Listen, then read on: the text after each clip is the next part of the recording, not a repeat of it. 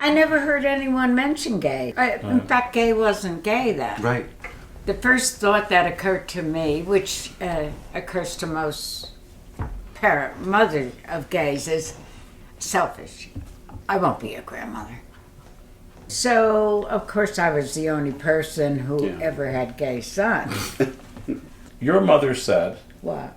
to Greg, well, you know, honey, there's always been people like you. We just call them old maids and bachelors. My mother said that. In Ireland, this is. Really? Or the old dears down the lane. The old dears. That's what we are now. The old We're, dears. and now we are the old dears down the lane. Yes. I opened my closet, and all these ants were in there.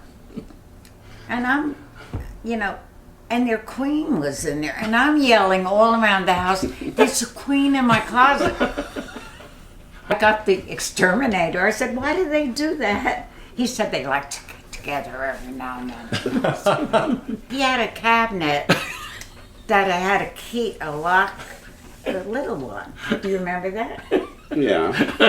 You're going to have to, please don't bring that up, Mother, on tape. What was in the cabinet? I don't know what was doesn't in know. it. She Because doesn't know. I never opened it. He had. Cabinet Dr. Caligari. So, but it's the truth. Yeah. So I don't know what was in it. Maybe he was hiding gay literature in there. Literature. For Yeah, novels. Oh, brother. This is not going well. It's not what I planned. What I learned from her is you can pick yourself up no matter how bad it is. I would say the same thing. Yeah, resilience. Resilience. And my mother has always been the rock, keeping us going and supporting us and emotionally supporting us. Yeah. When I tested positive, she was there. I never had the feeling that you would die, though. This thing I have, I knew that was coming. Really? Yes. I'm accepting of it. It's hard for Ken and Greg because it's sudden. Every now and then, they just give me a little morphine.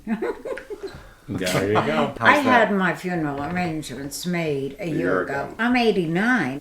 It's such a relief for me. I know. I'm sure for you too, Greg. Well, she knows what she there's wants. no. You know what I've been blessed with, too? Great sons-in-law. They've been so good. Yes. Yeah. So, I'm lucky.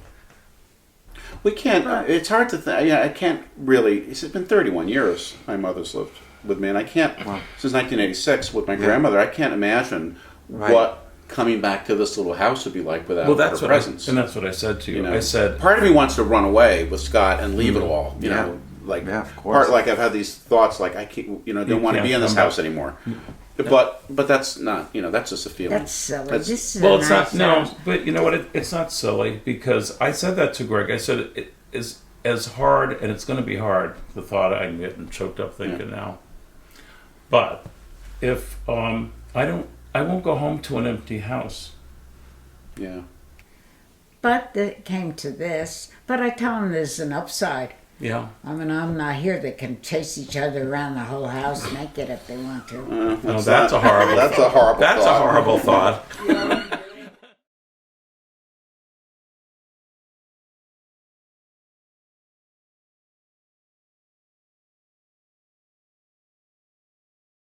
My mother used to say that it's a line from something, but when you make a big decision in life, Providence will move to accommodate you.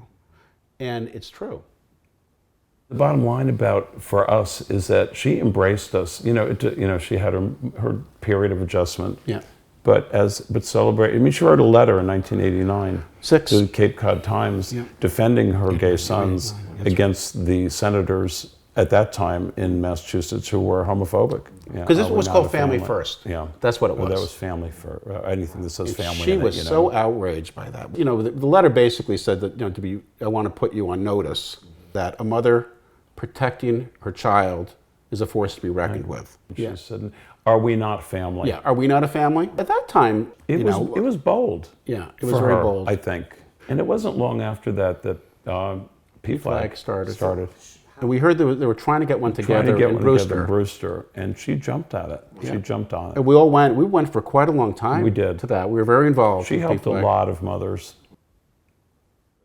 When Michael and I were in India, when we got the diagnosis, and knowing that her esophagus could close at any time, we came home right away.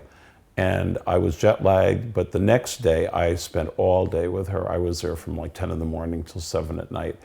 And she hugged me at the door, and I love you, you're a great son, and I love you, Mom. We had looked at pictures all day long. I wasn't out the door. I was in his backyard. I wasn't even at my car, and my phone buzzed. And I looked at it, and it's a text from him. He said, do you know what your mother said when you left? He said, oh, thank God. I thought he'd never leave. I thought he'd never leave. The last night, we're just watching TV, and she got up, and I said, Mom, why? You know, where are you going? And she said, I'm setting the table for the boys' breakfast tomorrow. And she did. And she did. It was really sweet what happened that last night.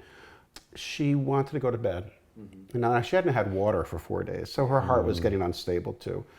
She put her hand on the door to the closet, and she wouldn't let go. And I said, well, what is it? And she reaches in and where her makeup stuff was, and she comes out with this night cream she always put on. And she said, I want to put this on, but she couldn't do it. And I said, well, Mom, I'll do it for you. So I put it all on her, got her all settled, and I was sitting there holding her hand, and she put her hand on my face and said, I'm going to miss you. She said like that. I was thinking I remember the first few months after she died, one of my routines would be to come through the back gate and through the yard, because our parking is on the side of the house, and she'd always be in the kitchen window. And I'd go in and I'd put my stuff away, and I'd always come in the kitchen and tell her. She'd always say, what was your day like? And I'd tell her and whatever. And so for at least 2 months, I couldn't go through the backyard. Couldn't do it. I had to park in front of the house and go through the front door. I just couldn't bear to go by that dark kitchen window. You know, there were, Greg's partner and mine, and there were four of us that she had bought birthday cards for to be opened after she died. And mine was the first. And I was away. Yeah, you were in California. In California, but I brought the card with me. I wasn't going to open it ahead of time. Anyway, it just says, I couldn't miss your 66. Love you forever, Mom. She gave this to me and said only to be opened after she died, and I love the fact she put sealing wax on it. Well, I'll see if I can get through this. Dear Ken, being your mother, you must know that I just have to have the last word. Did I ever tell you that the day you were born, the temperature almost made 90 degrees and that they had the heat turned on in the labor room? Every birthday, she'd say how hot it was when I was born. Every birthday. How the years have raced by since then. As I write, I think of all the things you have done for me. It would take a book to list the great trips, musicals, plays, dinners out, brunches. All of them have made my life better. Let's not forget my daily paper, my iMessage. Stay close to your brother. He loves you very much.